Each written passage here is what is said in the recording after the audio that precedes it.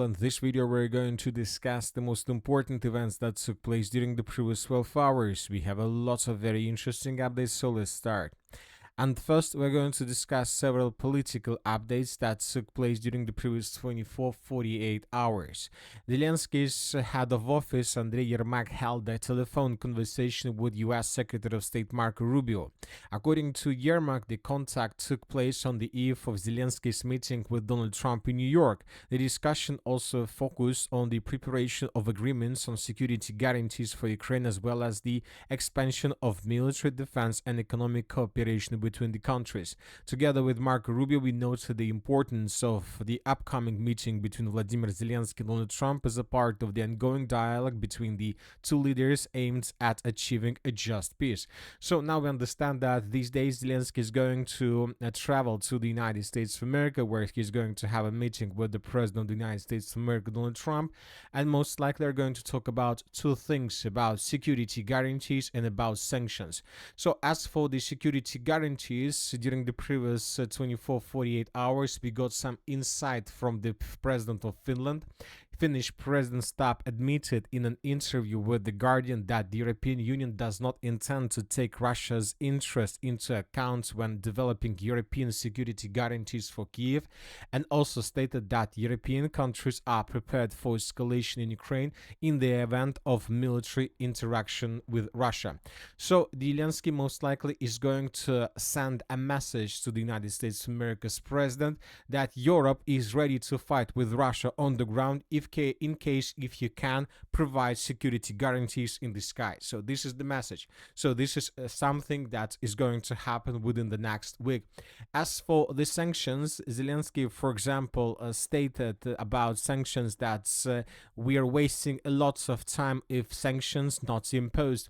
But when talking about sanctions, the Russians don't afraid of them because they have a shadow fleet.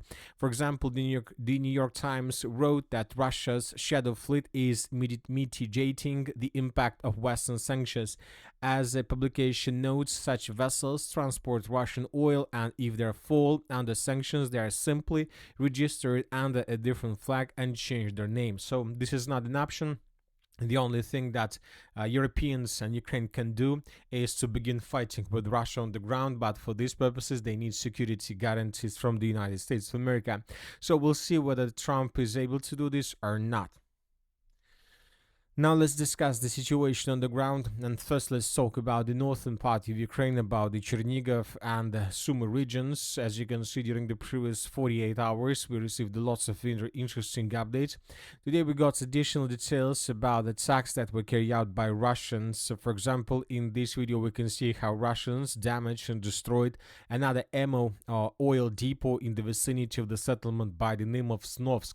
As for the city of Chernihiv, during the previous 24 hours we got this video where we can see how Russians during the daylight attacked its target with drone, for example, and then we can see a very huge and powerful explosion in the city of Bakhmach. The pro-Ukraine resources published this video where we can see the consequences of Russian attack on Ukrainian oil depots and oil facilities in the western and the southern parts of the settlement. So the point is that Ukrainians intensify their activities in the northern part of Ukraine, in the Sumy and Chernihiv regions, and most likely the Ukrainians are trying to improve their positions, to build additional fortifications, and to make this direction much more prepared before possible attack or invasion from the Russian side. And of course, Ukrainians use this foothold, use this bridgehead to attack deep inside of the territory of the Russian Federation using drones and missiles. So this is a very important part of Ukraine, and Ukrainians are trying to prepare themselves before possible escalation. If we increase the numbers of updates since the beginning of September, we're gonna see that during just this month, lots of interesting updates happened. The Russians see what Ukrainians are doing right now, and the Russians are doing everything they can with the purpose not to allow the Ukrainians to improve their positions in this part. It seems that nobody currently talks about the Chernigov and Sum regions, about this northern part, but it seems that everybody understands that maybe in late 2025 or in the early 2026 or just during the entire 2026, the war will come to these regions as well. Real war, as we can see right now, let's say in the Kharkiv region or in the Zaporozhye region and so on. So most likely we should expect another offensive operation from this area, but most likely during the next year of 2026.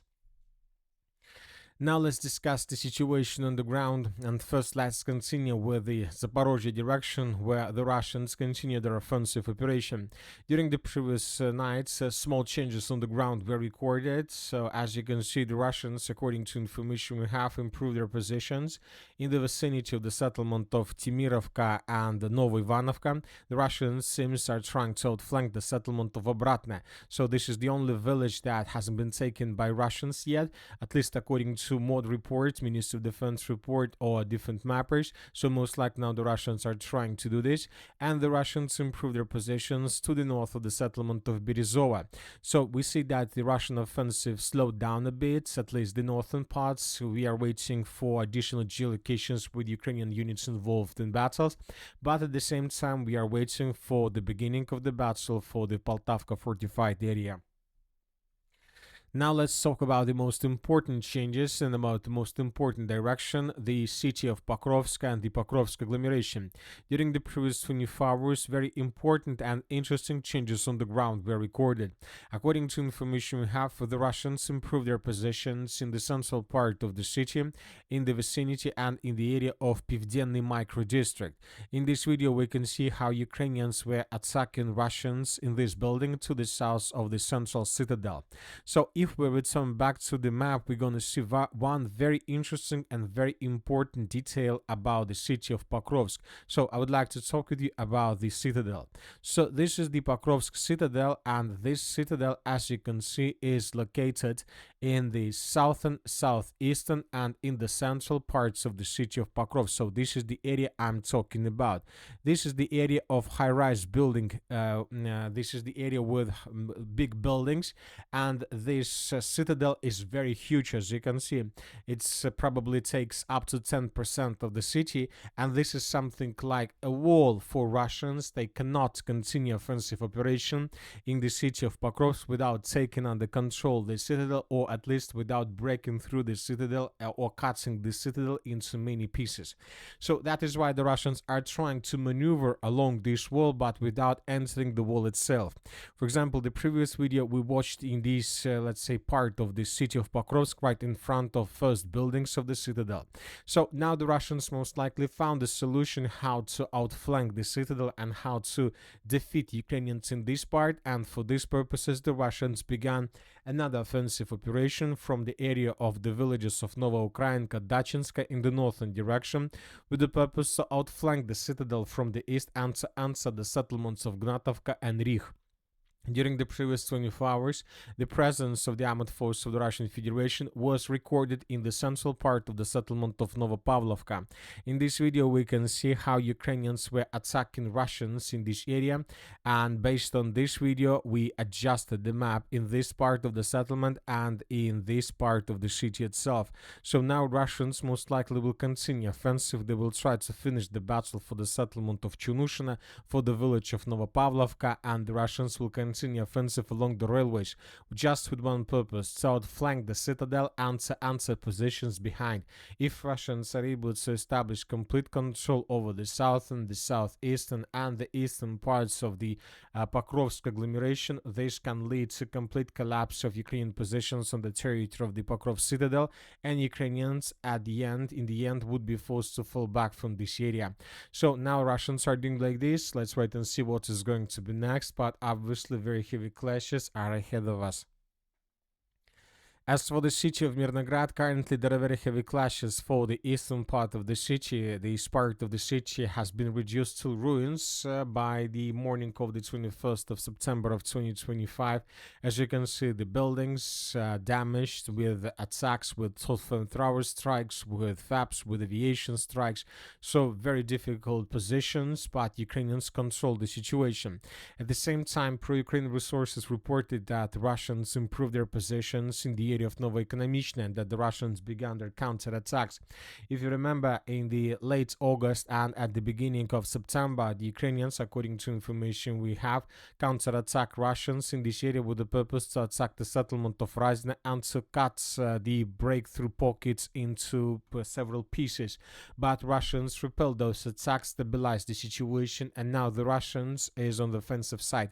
The Russians attacked, trying to clear the settlement of Novoekonomichne completely and to force the Ukrainians to fall back. And during the previous 12 hours, additional changes were recorded according to pro-Ukrainian resources. So very interesting situation. The Ukrainians haven't managed to stabilize the situation in this area, and now Ukrainians began retreating from the eastern side of the city of Mirnograd. At the same time, the Ukrainians continue attacks in the area of Pocket. The situation in the Dobropilye sector remains stable but tense. Russian forces are attacking from the Popov Yar toward Vladimirovka, from which the Ukrainian armed forces are counter-attacking. The Ukrainian armed forces are also attempting to capture Boykovka and Pankovka and advancing on Novotoretska. So there are very heavy clashes, but we see that the situation is stable.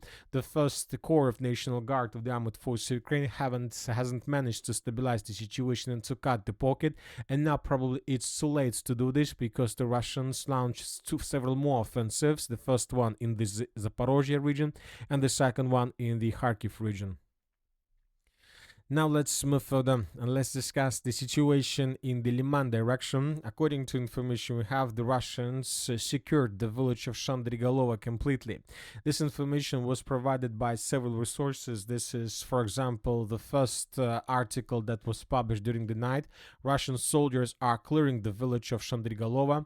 It is essentially empty now, but the clearing is still part of the operation. So which means that there are still Ukrainians who are hiding in basements, who are probably trying to escape this area on the Ukrainian side of the river of Nitrius. So most likely either the Minister of Defense will confirm this today or these days that the village was taken. We came to a conclusion that the village should be colored in Russian favor based on the videos that were published by Ukrainian resources. Here we can see artillery and FPV drone attacks on positions of the armed forces of the Russian Federation and in the central and the eastern parts. Some pro-Russian resources are saying that there are still lots of gray zones in contested area, but it doesn't change the entire picture. The battle for Shandrigolova is coming to the logical end, and Ukrainians were forced to fall back on the Ukrainian side of the river of Nitrius. And I would like to remind you that according to several pro-Russian resources, the Russians during the previous days began advancing further in the western direction from the river of Nitrius, and currently the clashes are taking place on the outskirts of the settlements of Krymki, Karyovo Yar and Alexandrivka. Very interesting offensive operation. As of now, very difficult to say whether the Russians are planning to complete these offensives with taking these villages under control, or it's just another attempt to distract Ukraine attention and to force them to fall back with the purpose to maintain the lines and just basically to shorten them. As for the city of Kupiansk in northern directions, during the previous 12-24 hours, nothing special happens. Probably another resource confirmed that the Russians improved their positions along the border, and more sources confirm that the Russians are about to cut this pocket in the most northeastern part of Kharkiv region. The Russians are about to maintain the lines, and then they will continue offensive operation further in the western direction in full strength. And that's it for the short video. Military Summary channel reminds we condemn any violence in the world. Thank you for watching. Subscribe to my channel, put your likes, join my Patreon, and have a good day. Bye bye.